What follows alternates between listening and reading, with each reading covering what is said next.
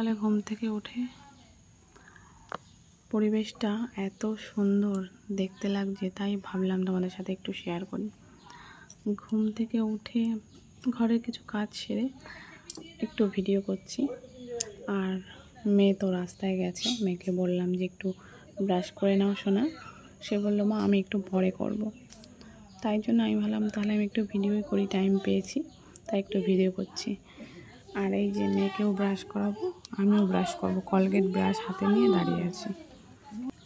আর এই ফুলটা সকালে আমাদের ওই গাছটাতে ফুটেছে, তাই জন্য মা বলছে কি ফুলটা তুলে নিয়ে আসবো, তাই এনে জানলার কাছে দিয়েছে।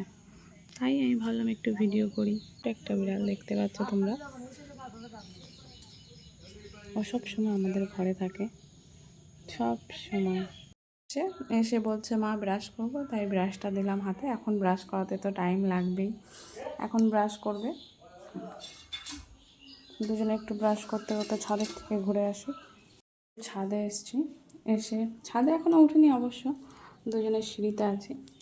সিঁড়িতে এসে আমাদের একটা ফুল গাছ আছে, সবাই চেনো, স্থলপদ্ম। যেহেতু এবার পুজোটা একটু আগে ফাস্ট হয়ে গেছে, তাই জন্য স্থলপদ্ম ফুলটা এখনও ফোটেনি। তাই ভাবলাম দেখি তো একটাও ফুটেছে নাকি, কিন্তু অনেক কড়ি এসছে।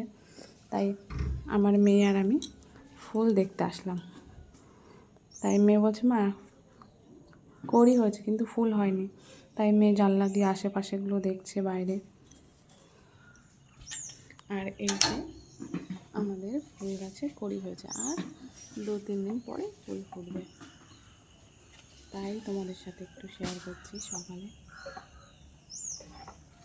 অনেক কড়ি এসছে, অনেক কড়ি এসছে। যেহেতু আমাদের পেছনে, ঘরের পেছনে রাস্তা আর অনেক উঁচু, তো ওই জন্য আমি সিঁড়ি ঘরে এসে গেলে রাস্তায় ওই পাশে গিয়ে দেখতে পারি। আর কাছ থেকে দেখতে হলে এই সিঁড়িতে এসে সিঁড়িঘর থেকেই দেখি, একটু ভিডিও টিডিও করি।